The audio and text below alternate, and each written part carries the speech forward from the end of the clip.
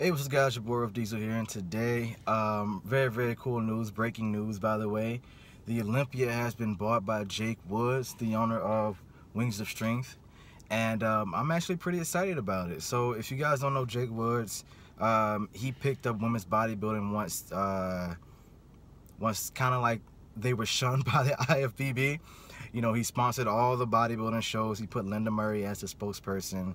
And he kind of revitalized it, because even before he bought it, if you guys watched Olympia last year, they were going to bring it back. So he's definitely like a good guy to be with in terms of like marketing and promotion and things like that. So if you guys also did know, AMI owned the Olympia beforehand. Not sure how or why they bought it, but it was bought from the IFBB. In my opinion, the AMI did not do a great job of running things, even though, which is kind of funny, you know, I don't know how all the intricacies work. I'm just going to keep that in the video.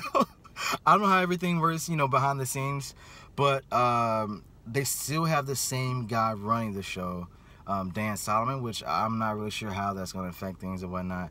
But regardless of all this, I still would like to give you guys 3 things I would like to see change with the Olympia. So I've been at the Olympia 3 times now. I missed out on last year, but you know, I'll be back this year, so yay me. And basically, number 1 is I would love to see the Olympia travel more, not just be in Vegas every year. If you guys know your history, then you guys would know that the Olympia did used to move around. I believe Pumping Iron was filmed in South Africa, so there's definitely a time where the Olympia was not just held in one place every single year. And this would be awesome just for different athletes to be able to compete, because, you know, different laws and different travel bans in the U.S. kind of makes it really difficult for certain, you know, pros to get into the Olympia. And besides that, I would, you know, it would broaden like the American athletes' experiences too. Like, I've been to different countries. I've been blessed enough to be able to do seminars in Korea, seminars in France, seminars all over the world. And I can tell you guys right now, no offense to my American fans, but the fans in other countries, they do it better. They love it. They love it more. They're more excited. And to be honest with you guys, like they're more willing to pay for certain things. You'll see many pros like John Meadows, Ben Pikowski, Milo Sarcev. They don't do seminars in America just because the turnouts aren't great, the money isn't great.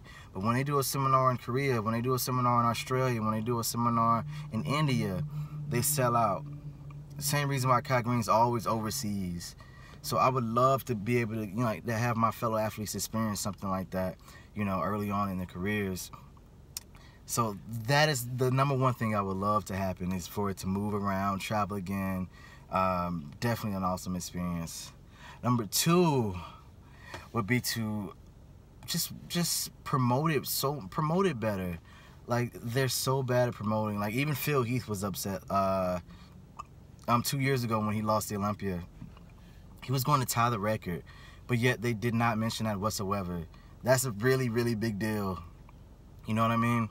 On top of that, they could be promoting Classic more. If they actually got to know the athletes, they could be promoting every single class better if they actually knew who they were working with and knew who was coming. And I think Jake Wood with Wings of Strength does a great job of promoting his female bodybuilders. He does a great job of promoting shows. And it's shown, like, they've had a resurgence, you know. So definitely think that's something that should be done. Especially, like, I mean, even if you guys think about it, like, the only thing I saw, and this is even The Rock, I mean, he had his $6 production company, like, film it. I didn't see much from that, to be honest with you guys.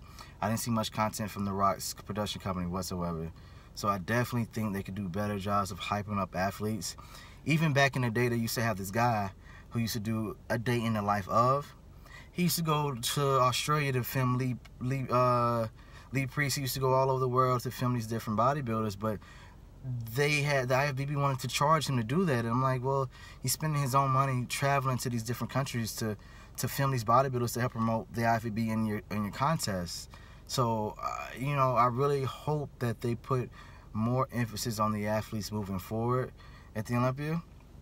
And the last thing, number three would be to have just a proper streaming service.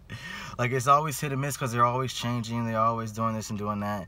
Now, I know a lot of guys say put it on TV, and I can honestly tell you guys, I had breakfast with one of the executive people after the Olympia. I just happened to be there, you know, wasn't planned, I'm not that cool. But they were trying to get it onto TV, but they have to meet a certain time block, and they cut down a lot of stuff. If you again, I keep saying this, if you know, if you went to the Olympia maybe 2 years ago and then went last year, you would have noticed that they cut down a lot of things. They used to have separate press conferences for the 212 and men's physique and bodybuilding and this and that. And if you guys didn't notice, they combined it all into one. They also cut back on a lot of other things to try to meet that time block. And to be honest with you guys, they did not meet that time block to be considered to do it on TV. That was back in 2018. That's when they were trying to do the test run to see if they could fit, and it didn't work. So I'm not really quite sure what they're gonna do moving forward. But that is something I would like to see. It's just a better streaming service, something that's comprehensive, something that's good, and then really good commentators as well. I don't really need someone just to say, oh, everybody looks great. I would love, like, that's why I like Sean Ray. People hate Sean Ray, but he's probably one of the best commentators, you know, who does it. Because he doesn't sugarcoat stuff. He says, this guy's off, this guy needs to bring up this. He's pretty respectful, you know, when he's doing it, but he's completely honest. You know, I know how everybody loves Kai Green, but when Kai Green did it, it was bad. Like, you know, he was just being nice to every single bodybuilder up there, you know, which is I mean, it's cool. You want to be nice to your competitors, but it's a contest. You need to critique them and, you know, tell people their flaws and have something interesting to say besides this guy, you know, has great legs, you know. So, and another thing to say, like, yo, please, when they're videotaping, when they do have the live streams, please stop zooming in on people's glutes and their elbows and their kneecaps. Yo, it's a very simple job. Just sit a camera down, have it showing every athlete, and just leave it there. We don't need to zoom in on anybody, because when you zoom in on somebody, you miss the other 10 athletes on stage that's actually hitting the pose too. So just keep it simple. That's probably the best thing you can do. And those are the things I hope that they change, or I hope that they do. And then one thing to add, just with the lighting, you know, once you find the lighting is good, I don't know, have someone videotape it, take a picture of it, remember it for next year, and just keep it the same, you know. But those are my things that I would love to see change with the Olympia. If you guys agree, please let me know below. If you think I left something out, you want to add something to that, please let me know below. And until next time, peace.